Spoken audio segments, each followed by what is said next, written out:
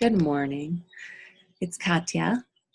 I wanted to share with you um, a little bit about the health of skin health, and what I do for my own skin health.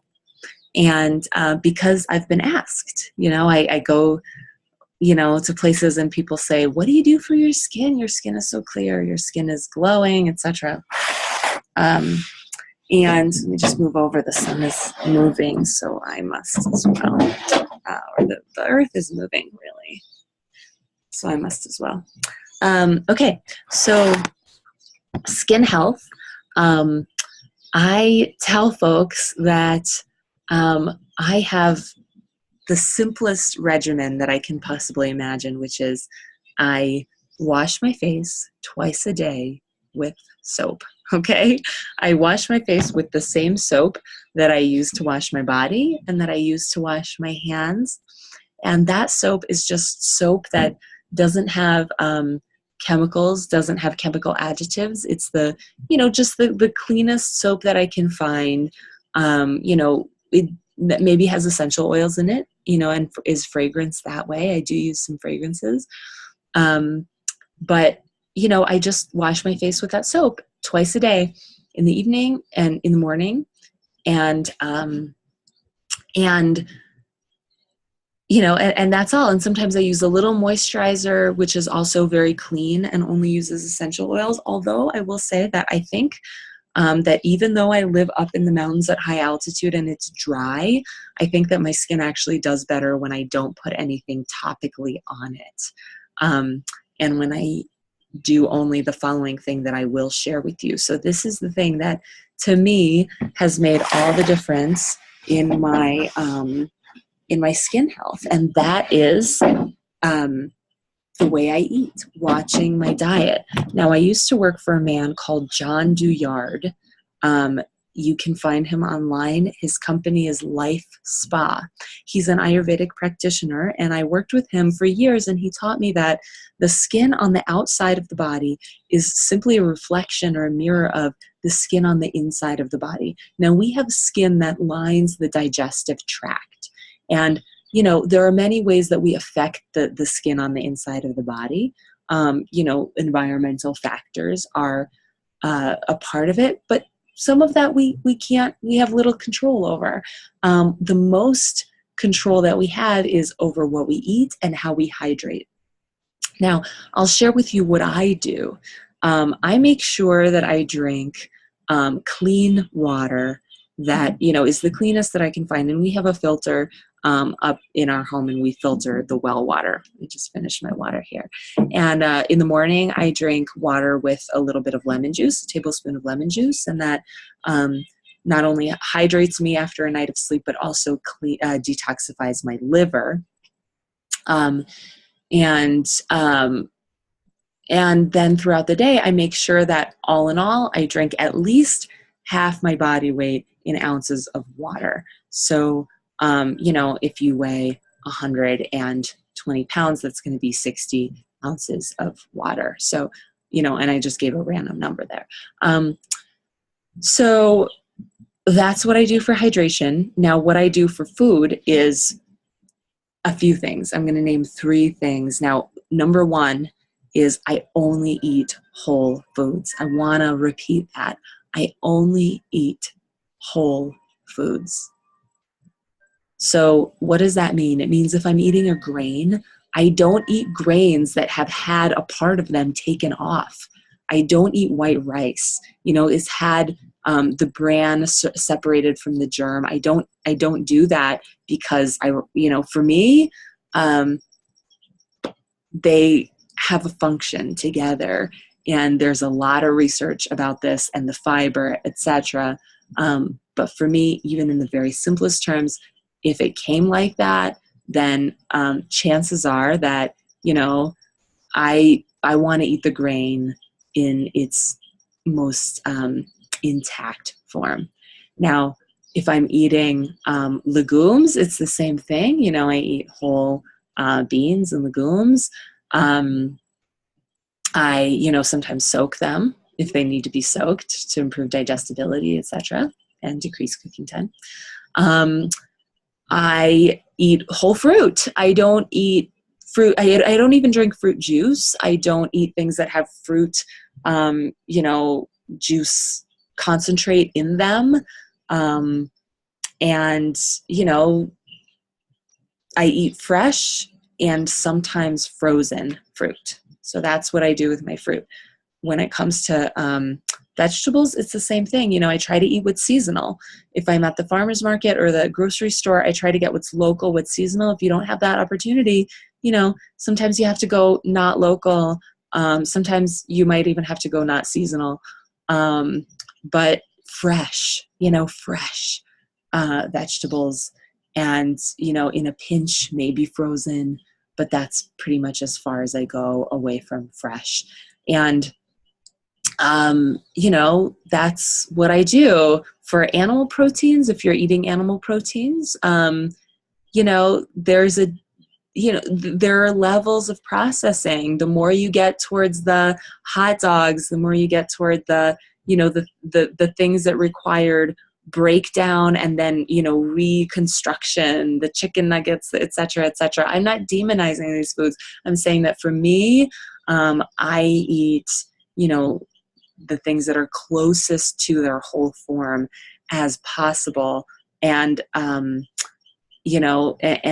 that's number one, is whole foods.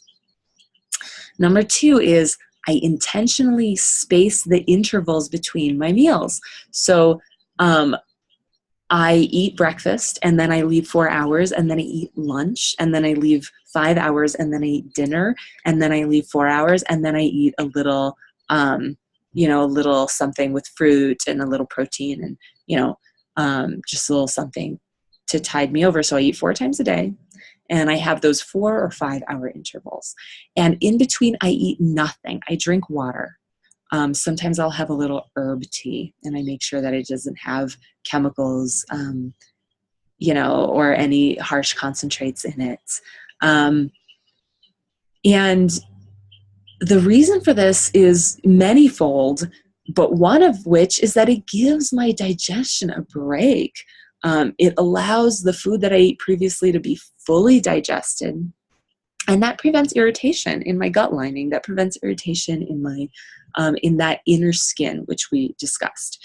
And so, it also affects my blood sugar. Now, blood sugar is very important. I'll just say something tangential here, is that blood sugar is not just important for the, the lining of the gut, etc., which we've been talking about. Blood sugar has an effect on our moods. And when I heard that unstable blood sugar is linked with violent behavior, has been shown to cause violent behavior, I just said to myself, okay, this is not any longer just about ourselves, our skin, etc. It's also about our relationships with others.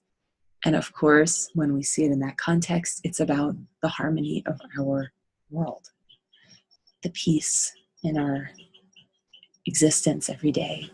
So,